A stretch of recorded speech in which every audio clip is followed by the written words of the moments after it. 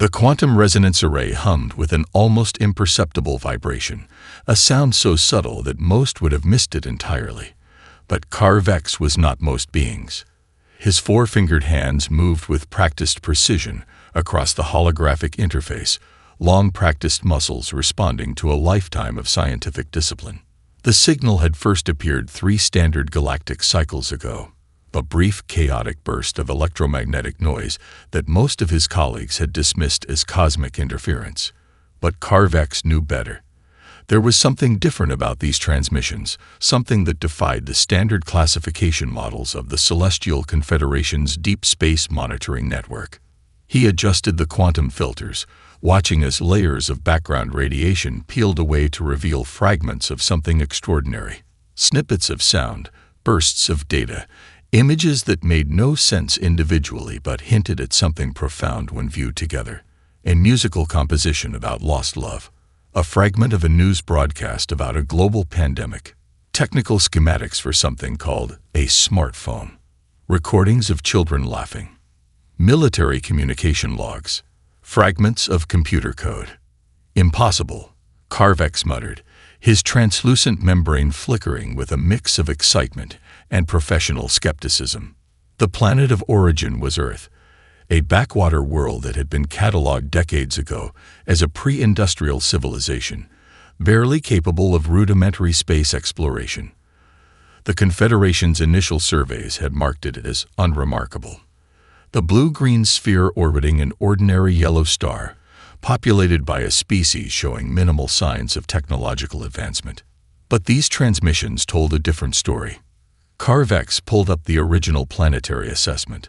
According to the standard models, humans should be centuries away from any meaningful technological development, let alone interstellar communication.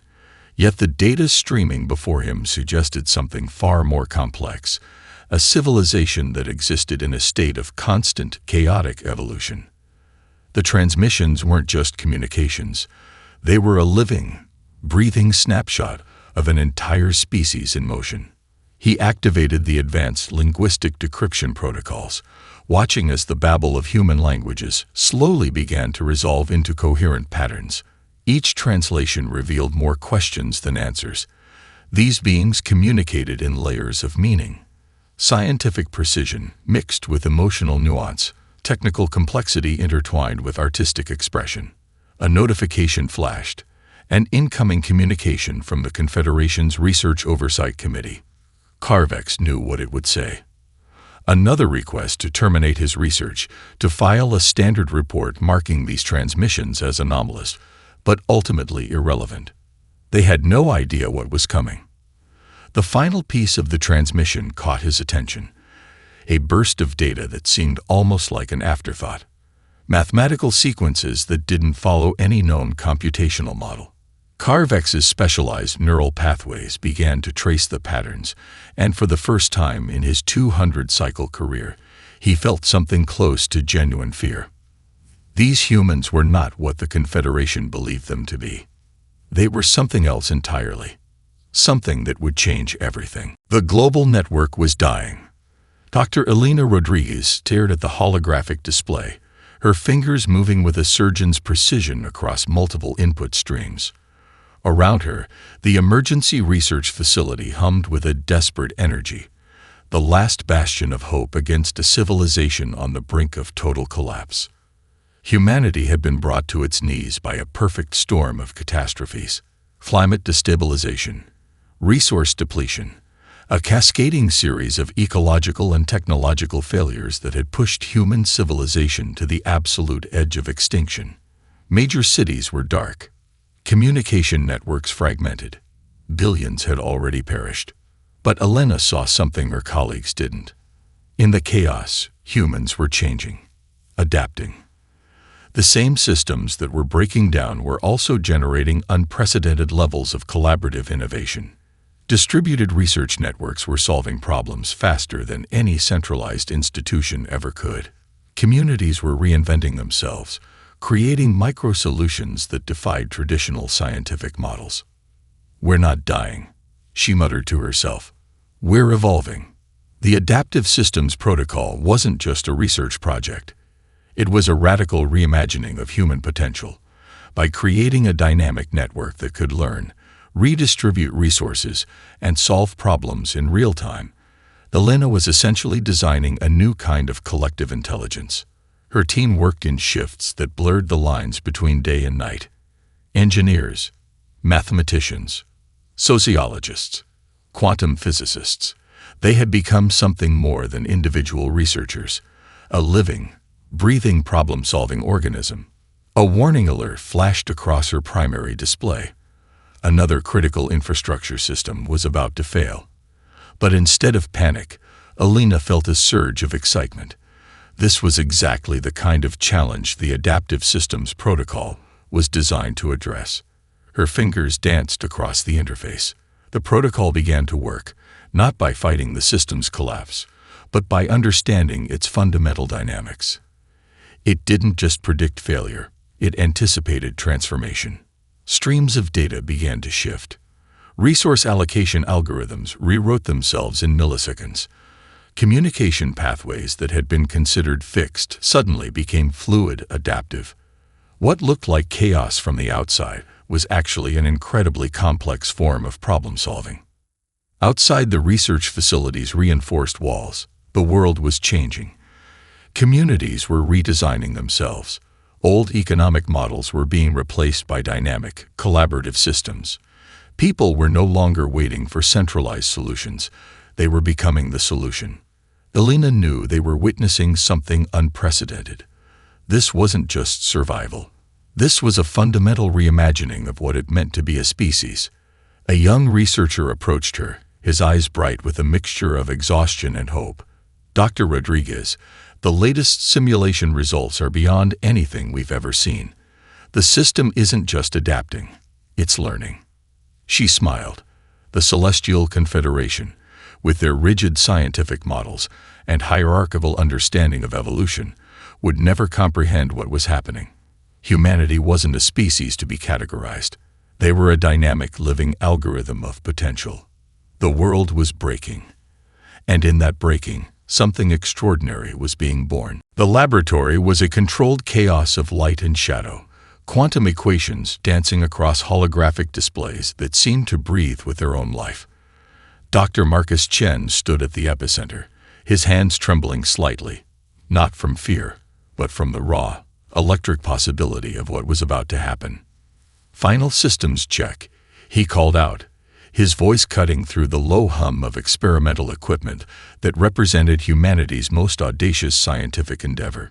The quantum resonance drive was more than just a propulsion system. It was a middle finger to every fundamental law of physics that the scientific community had held sacred for centuries.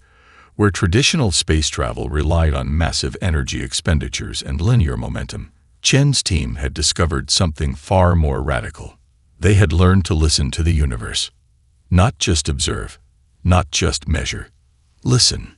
Each team member represented a fragment of human potential that shouldn't have worked together. A retired NASA engineer with a background in exotic materials. A quantum theorist who had been laughed out of 3 major research institutions. A programmer who had spent more time in virtual worlds than the real one. A materials scientist who spoke more easily to molecular structures than to people. But here, they were something more. The prototype vessel looked nothing like the sleek spaceships of scientific imagination. It was angular, almost awkward, a physical manifestation of humanity's refusal to follow expected design patterns. Sensors bristled from its surface like mechanical quills, each one a testament to humanity's obsessive need to understand. "Quantum entanglement stable," reported Dr. Aisha Kumar, her fingers dancing across a control interface that seemed to anticipate her movements. Resonance field at 87% coherence. Chen knew the odds. Every scientific model suggested this was impossible. The amount of energy required to breach faster than light travel should have been astronomical. Theoretical calculations had always shown such travel as fundamentally unachievable. Humanity had a habit of ignoring theoretical limitations. The drive didn't push against space. It didn't cut through space. It negotiated with space. It found the pathways between moments, between possibilities, and simply stepped. Initiating primary sequence, Chen announced, his voice steady despite the magnitude of what they were attempting. The laboratory's ambient temperature dropped. Quantum fluctuations became visible, not as mathematical representations, but as actual shimmering patterns of light and dark that seemed to breathe and pulse with their own consciousness. Something was happening that no one, not even the research team, fully understood. Space itself seemed to hesitate. And then, in a moment that would be remembered as the most significant technological breakthrough in human history, the impossible occurred. The prototype vessel didn't move in any traditional sense. It simply was somewhere else. Instantaneously, millions of kilometers dissolved between one heartbeat and the next. Dr. Chen allowed himself a small smile. The universe had just been reminded that humanity played by its own rules. They were no longer confined. They were no longer limited. They were coming. The diplomatic chamber was a masterpiece of alien architecture. Crystalline walls that shifted with holographic data, ambient temperatures precisely calibrated to accommodate multiple species, and at its center stood Captain Elena Rodriguez, looking entirely out of place and absolutely unintimidated. The Celestial Confederation's first contact delegation had prepared for countless scenarios: submission, aggression, technological subservience. What they hadn't prepared for was Elena Rodriguez. "Let me get this straight," she said, her translation device rendering her words in perfect galactic standard. "You've been monitoring our civilization for decades and you think you understand us." High Counselor Zornak, a being of immense political gravitas among his people, found himself momentarily speechless. The humans' directness was unlike any diplomatic approach they had ever encountered. The initial transmissions had suggested humans were a chaotic, fractured species. The preliminary reports indicated a civilization constantly on the brink of self-destruction. But the delegation before them suggested something entirely different. Rodriguez wasn't alone. Her team was a deliberate mosaic of human diversity. Scientists, former military personnel, cultural experts, each representing a different facet of human complexity. They didn't just represent a government or a species, they represented possibility. "We're not here to be categorized," Rodriguez continued, her eyes scanning the alien delegates with a mixture of curiosity and something that felt uncomfortably like challenge. "We're here to understand, and to be understood." The diplomatic protocols were becoming increasingly irrelevant. Where other species might have approached first contact with careful, measured responses, humans seemed to be treating it like a complex, fascinating conversation. Zornak's advisory team had prepared exhaustive briefings, potential communication strategies, risk assessment models, containment protocols. Each document now seemed laughably inadequate. A junior diplomat from the Confederation attempted to initiate standard first contact procedures. Rodriguez interrupted mid-sentence. "Your communication model assumes linear information transfer," she said, pulling up a holographic representation that seemed to dance with multiple simultaneous layers of meaning. "We don't work like that. We're not a singular voice. We're a conversation." The alien delegates watched, simultaneously fascinated and unnerved. Humanity wasn't presenting itself as a unified monolithic entity. They were presenting themselves as a dynamic, continuously evolving system. Each team member brought a different perspective, a different approach. They weren't trying to convince the Confederation of anything. They were exploring, engaging, challenging.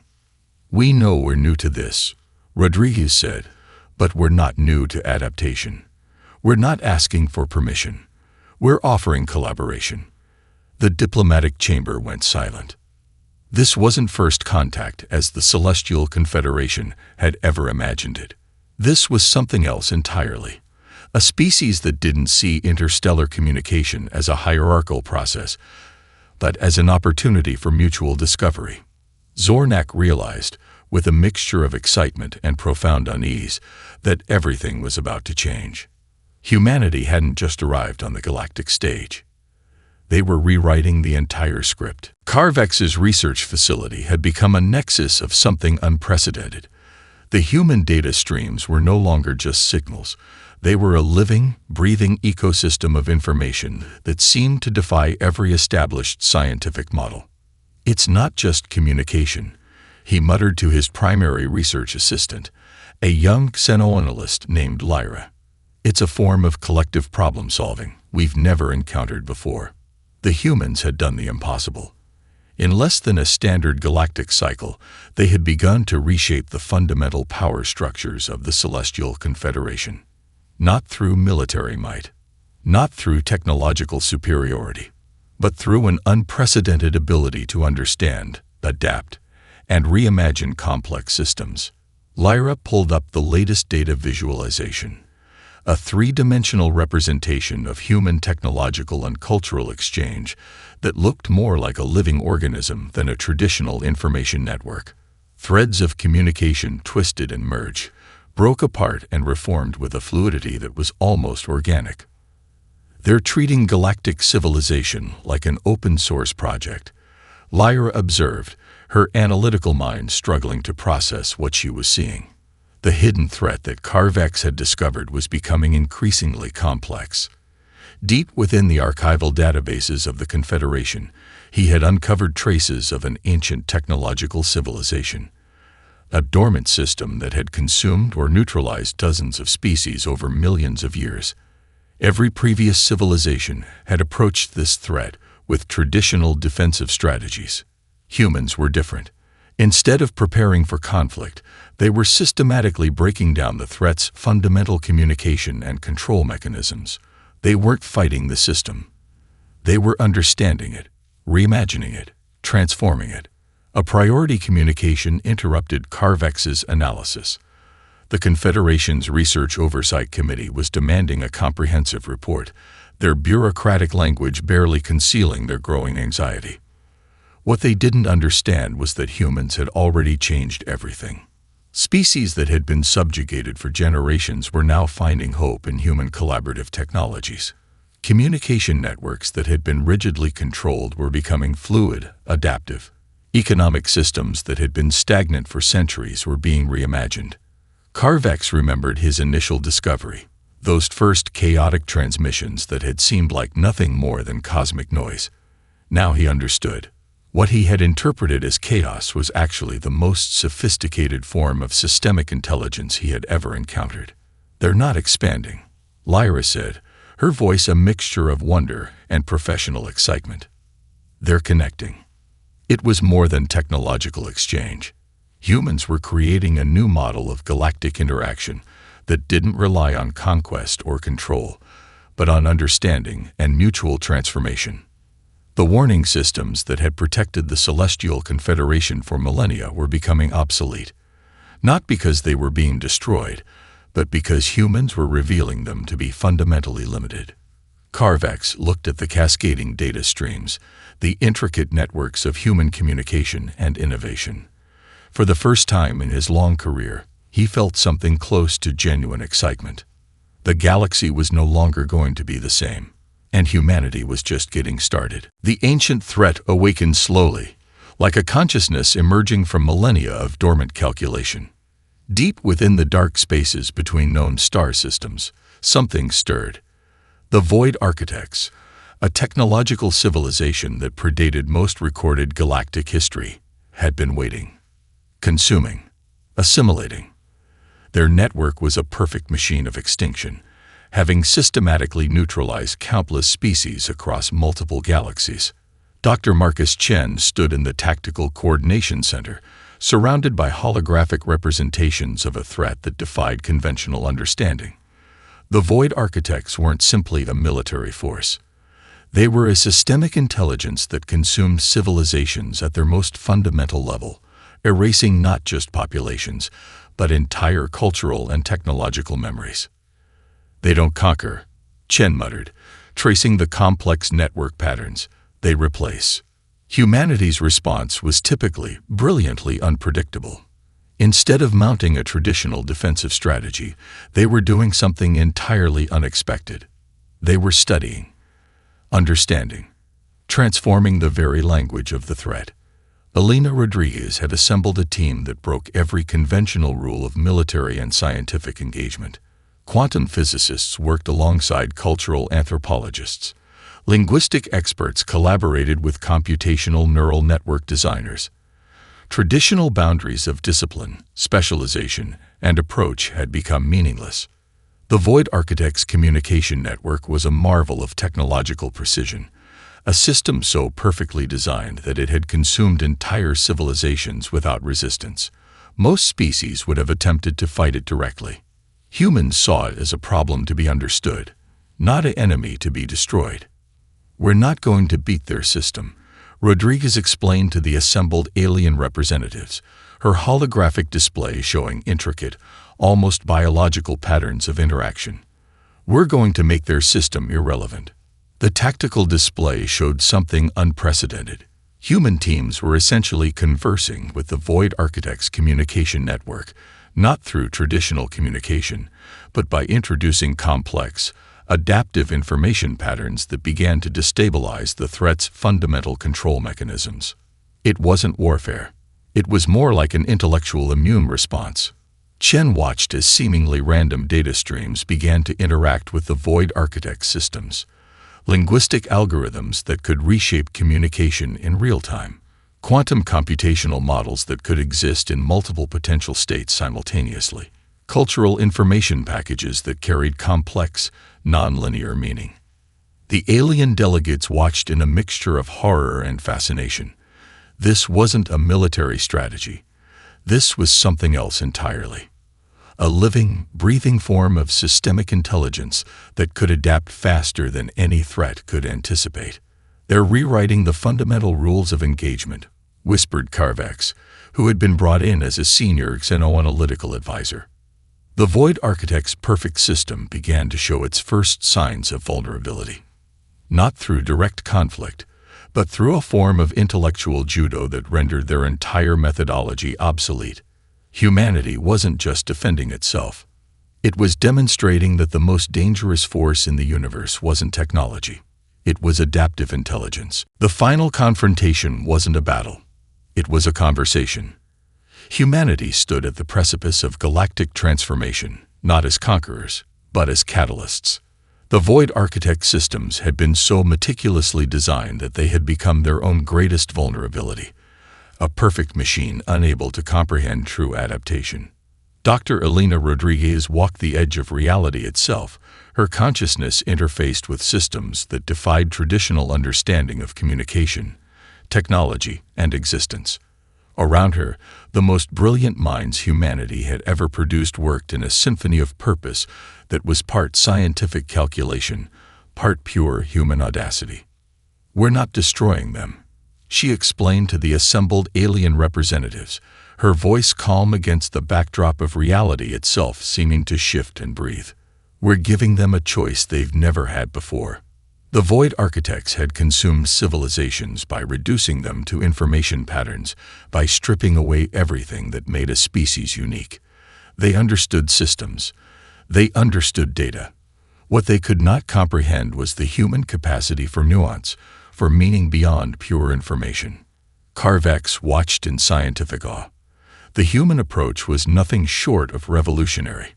Where every other species had seen the Void Architects as a threat to be defeated, humans saw them as a complex system to be understood, engaged with, potentially transformed. The communication interface was unlike anything in galactic history. Not a weapon, not a defensive system, but a living, breathing dialogue that existed in multiple states of potential simultaneously. Linguistic algorithms danced with quantum computational models. Cultural information packages carried meanings that transcended simple data transmission. The humans were essentially speaking to the Void Architects in a language of pure potential.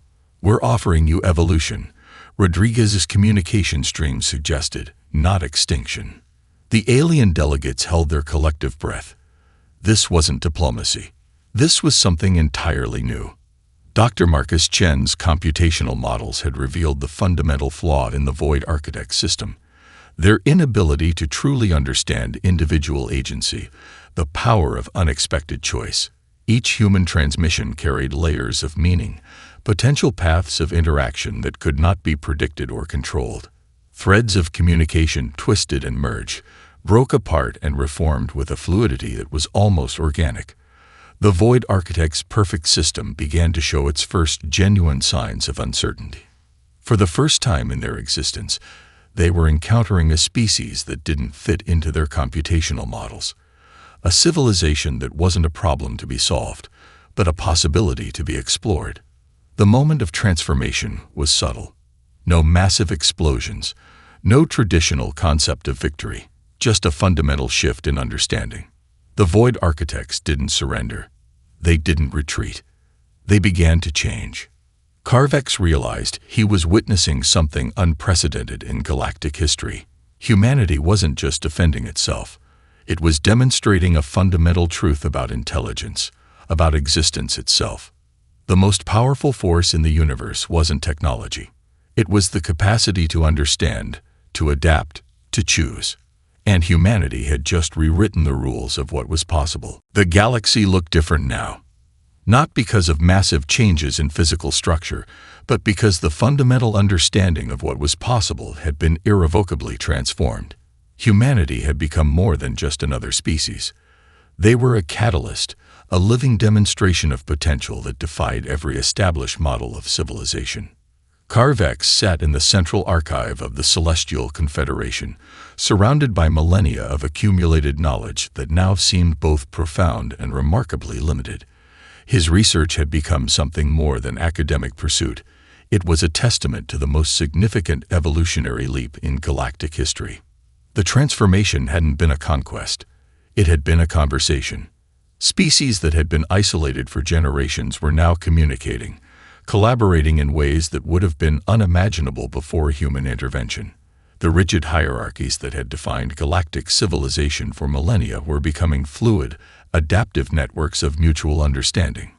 Dr. Elena Rodriguez stood at the edge of a new research facility, part scientific complex, part cultural exchange center. It existed in multiple dimensions, a physical manifestation of humanity's approach to existence, not as a fixed point, but as a continuously evolving possibility. "We're not finished," she told the assembled representatives from dozens of species. "We're just beginning to understand." The Void Architects, once a system of absolute consumption, had begun to transform. They were learning the most human of capacities, the ability to choose, to change, to see beyond their own programming. Dr. Marcus Chen's computational models had become something more than scientific tools. They were living interfaces of potential, demonstrating that intelligence was not about controlling information, but about creating new ways of understanding. Humanity had not conquered the galaxy. They had invited it to reimagine itself.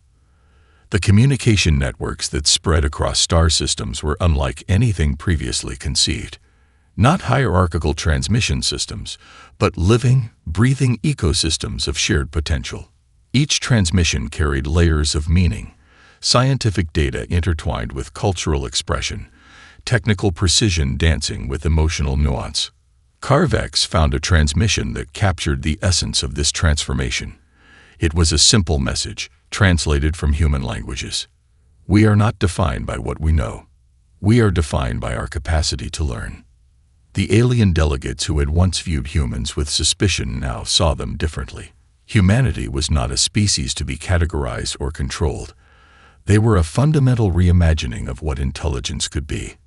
A junior researcher approached Rodriguez, her eyes bright with the same mixture of curiosity and potential that had defined human progress. "What's next?" she asked. Rodriguez smiled. The most human of responses hung in the air. A promise, a challenge, an invitation. Everything. The galaxy continued its ancient dance of stars and possibilities. But something had changed. The music was different now, more complex, more alive. Humanity had arrived, and nothing would ever be the same again.